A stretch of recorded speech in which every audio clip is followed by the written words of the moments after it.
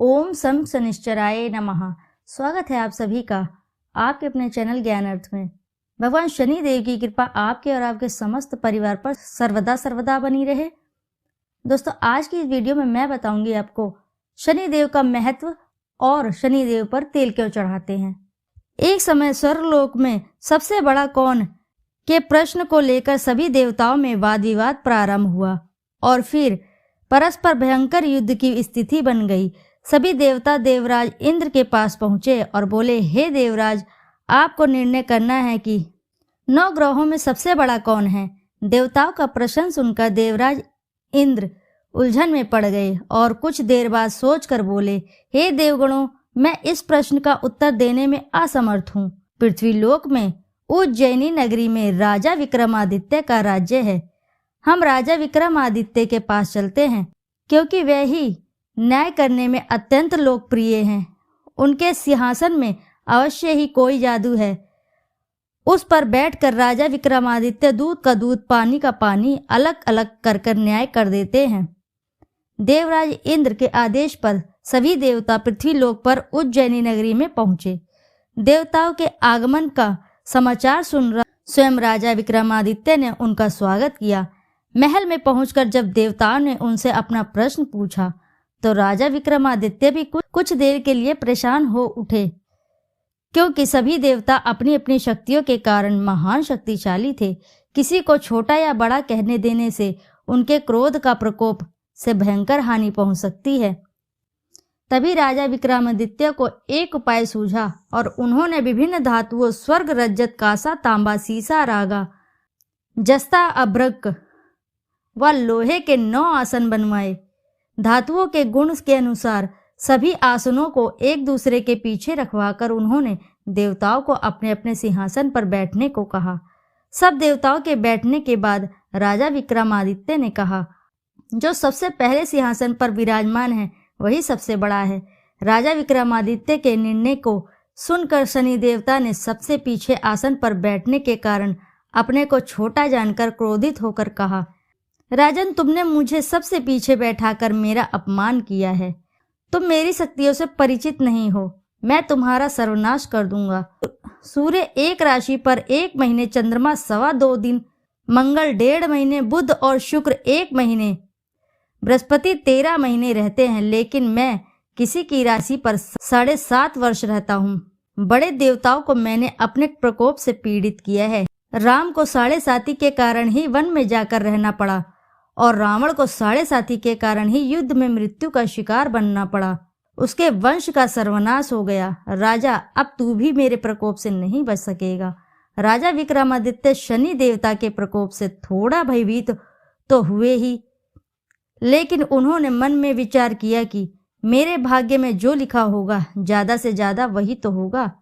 फिर शनि के प्रकोप से भयभीत होने की आवश्यकता क्या है।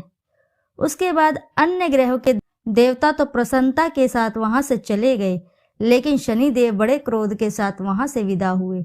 राजा विक्रमादित्य पहले की तरह ही न्याय करते रहे। उनके राज्य में सभी पुरुष व स्त्री बहुत आनंद से जीवन यापन कर रहे थे। कुछ दिन ऐसे ही बीत गए। उधर शनि देवता अपने अपमान को भूले नहीं थे। विक्रमादित्य से बदला लेने के लिए एक दिन शनि देव ने घोड़े व्यापारी का रूप धारण किया और बहुत से घोड़े के साथ उज्जैनी नगरी में पहुंचे।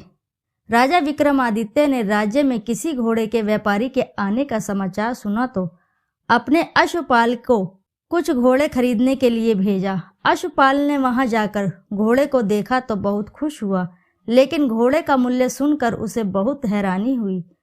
घोड़ा बहुत कीमती थे। अश्वपाल ने जब वापस लौटकर इस संबंध में बताया तो राजा ने स्वयं आकर एक सुंदर व शक्तिशाली घोड़े को पसंद किया। घोड़े की चाल देखने के लिए राजा उस घोड़े पर सवार हो गए तो वह घोड़ा बिजली की गति से दौड़ पड़ा। तेजी से दौड़ता हुआ घोड़ा राजा को दूर एक जंगल में ले गया और फिर राजा को वहां गिराकर जंगल में कहीं गायब हो गया। राजा अपने नगर को लौटने के लिए जंगल में भटकने लगा, लेकिन उसे लौटने का कोई रास्ता नहीं मिला। राजा को भूख प्यास लग आई।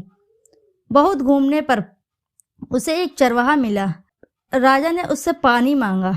पानी पीकर राजा उस चरवाहे को अपनी अंगूठी दे दी। फिर उससे रास्ता पूछकर वहां जंगल से बाहर निकलकर पास के नगर में पहुंचा। राजा ने एक सेठ की दुकान पर बैठकर कुछ देर आराम किया। उस सेठ ने राजा से बातचीत की तो राजा ने उसे बताया कि मैं उज्जैनी से आया हूँ। राजा के कुछ देर बाद दुकान पर बैठने से सेठ जी की बहुत बिक्री हुई। राजा के कुछ देर दुकान पर बैठने से सेठ जी की बहुत बिक्री हुई। सेठ ने राजा को बहुत भाग्यवान समझा और उसे अपने घर भोजन के लिए ले गया। सेठ के घर में सोने का एक हार खूंटी पर लटका हुआ था। राजा को उस कमरे में अकेला छोड़कर सेठ कुछ देर के लिए बाहर गया। तभी एक आश्चर्यजनक घटना घटी। राजा के देखते देखते सोने के उस हार को खूंटी निगल गई। सेठ ने कमरे में लौटकर हार को गायब देखा तो चोरी का संदेह राजा पर ही किया, क्योंकि उस कमरे में राजा ही अकेला बैठा था। सेठ ने अपने नौकरों से कहा कि इस परदेसी को रस्सियों से बांधकर नगर के राजा के पास ले चलो। राजा ने विक्रमादित्य से हार के बारे में पूछा तो उसने बताया कि उसके देखते ही देखते खूंटी ने हार को निगल लिया था। इस पर राजा ने क्रोधित होकर चोरी करने के अपराध में विक्रमादित्य के हाथ पांव काटकर उसे नगर की सड़क पर छोड़ दिया और उसे अपने कोल्हू पर बैठा दिया। राजा आवाज देकर बैलों को हाँकता रहा। इस तरह तेली का बैल चलता रहा और राजा को भोजन मिलता रहा। शनि के प्रकोप से 7.5 पूरी होने पर वर्षा ऋतु प्रारंभ हुई। राजा विक्रमादित्य एक रात मेघ मल्हार गा रहा था कि तभी नगर के राजा की लड़की राजकुमारी मोहिनी रथ पर सवार हो उस तेली के घर के पास से गुजरी। उसने मेघ मल्हार सुना तो उसे बहुत अच्छा लगा और दासी को भेजकर गाने वाले को बुला लाने के लिए कहा। दासी ने लौटकर राजकुमारी को अपंग राजा के बारे में सब कुछ बता दिया। राजकुमारी उसके मेघ मल्हार पर बहुत मोहित हुई थी, अतः उसने सब कुछ जानकर भी अपंग राजा से विवाह करने का निश्चय कर लिया। राजकुमारी ने अपने माता पिता से जब यह बात कही तो वे हैरान रह गए। राजा को लगा कि उसकी बेटी पागल हो गई है। राजा ने मोहिनी को समझाया, बेटी तेरे भाग्य में तो किसी राजा के रानी होना लिखा है, फिर तू उस अपंग से विवाह करके अपने पांव पर कुल्हाड़ी क्यों मार रही है। राजा ने किसी सुंदर राजकुमारी से उसका विवाह करने की बात कही, लेकिन राजकुमारी ने अपनी जिद नहीं छोड़ी। अपनी जिद पूरी कराने के लिए उसने भोजन करना छोड़ दिया और प्राण त्याग देने का निश्चय कर दिया। आखिर राजा रानी को विवश होकर अपंग विक्रमादित्य से राजकुमारी का विवाह करना पड़ा। विवाह के बाद राजा विक्रमादित्य और राजकुमारी तेली के घर में रहने लगे। उसी रात स्वप्न में शनिदेव ने राजा से कहा कि राजा, तुमने मेरा प्रकोप देख लिया, मैंने तुम्हें अपने अपमान का दंड दिया। राजा ने शनिदेव से क्षमा करने को कहा और प्रार्थना की, हे शनिदेव, आपने जितना दुख मुझे दिया है अन्य किसी को ना देना। शनिदेव ने कुछ सोचते हुए कहा, राजा, मैं तेरी प्रार्थना स्वीकार करता हूँ। जो कोई स्त्री पुरुष मेरी पूजा करेगा, शनिवार को व्रत करेगा, मेरी कथा सुनेगा, उस पर मेरी अनुकंपा बनी रहेगी, उसे कोई दुख नहीं होगा। शनिवार को व्रत करने और चींटियों को आटा डालने से मनुष्य की सभी मनोकामनाएं पूरी होगी। जा। प्रातःकाल राजा विक्रमादित्य की नींद खुली तो अपने हाथ पांव देखकर राजा को बहुत ही खुशी हुई। उसने मन ही मन में शनिदेव को प्रणाम किया। राजकुमारी भी राजा के हाथ पांव सही सलामत देखकर आश्चर्य में डूब गई। तब राजा विक्रमादित्य ने अपना परिचय देते हुए शनिदेव के प्रकोप की सारी कहानी कह सुनाई। सेठ को जब इस बात का पता चला तो दौड़ता हुआ तेली के घर पहुंचा और राजा के चरणों में गिरकर क्षमा मांगने लगा। राजा ने उसे क्षमा कर दिया, क्योंकि यह सब तो शनिदेव के प्रकोप के कारण हुआ था। सेठ राजा को अपने घर ले गया और उसे भोजन कराया। भोजन करते समय वहां एक आश्चर्यजनक घटना घटी। सबके देखते देखते उस खूंटी ने वह हार उगल दिया। सेठ जी ने अपनी बेटी का विवाह भी राजा के साथ कर दिया और बहुत से स्वर्ण आभूषण, धन आदि देकर राजा को विदा किया। राजा विक्रमादित्य राजकुमारी मोहिनी और सेठ की बेटी के साथ उज्जैनी पहुंचे तो नगरवासियों ने हर्ष से उनका स्वागत किया। उस रात उज्जैनी नगरी में दीप जलाकर लोगों ने दीपावली मनाई। अगले दिन राजा विक्रमादित्य ने पूरे राज्य में घोषणा करवाई, शनिदेव सब देवों में सर्वश्रेष्ठ हैं। प्रत्येक स्त्री पुरुष शनिवार को उनका व्रत करें और व्रत कथा अवश्य सुने। राजा विक्रमादित्य की घोषणा से शनिदेव बहुत प्रसन्न हुए। शनिवार का व्रत करने और कथा सुनने के कारण सभी लोगों की मनोकामनाएं शनिदेव की अनुकंपा से पूरी होने लगी।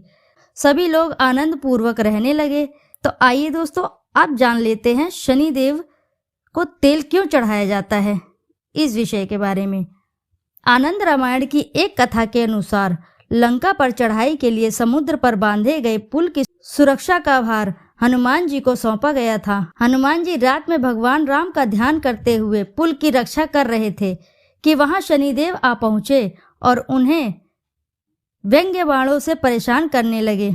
हनुमान जी ने शनिदेव के सारे आक्षेपों का स्वीकार करते हुए कहा कि कृपया वह उन्हें पुल की रक्षा करने दे, लेकिन शनिदेव बाज नहीं आए। अतः क्रोधित होकर हनुमान जी ने शनिदेव को अपनी पूंछ में जकड़कर इधर उधर पटकना शुरू कर दिया। काफी देर बाद हनुमान जी ने उन्हें मुक्त किया और दर्द से निजात पाने के लिए एक तेल लगाने को दिया। इसके बाद से ही शनिदेव को तेल चढ़ाया जाता है। बोलो जय शनि महाराज की जय। दोस्तों, कथा अच्छी लगी हो तो वीडियो को जरूर लाइक करें और साथ ही चैनल को सब्सक्राइब करें और अपने प्यारे से कमेंट में एक बार जरूर लिख दें ओम शनिश्चराय नमः। फिर मिलते हैं आपसे ऐसी ही किसी नई जानकारी के साथ। जब तक के लिए नमस्कार।